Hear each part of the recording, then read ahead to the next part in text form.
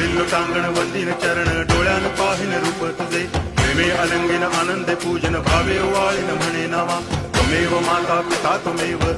बंधुश्च सखा त्वमेव विद्या तरुणं त्वमेव सर्वं मम देव कायेन वाचा मनसेन्द्रियैर्वा बुद्ध्यात्मना वा प्रकृति स्वभावात् करोमि यद्यत् सकलं परस्मै नारायणायति समर्पयामि अच्युतं केशवं रामनारायणं कृष्णदामोदरं वासुदेवं हरि श्रीधरं माधवं गोपिकावल्लभं जानकीनायकं रामचन्द्रं भजे हरे राम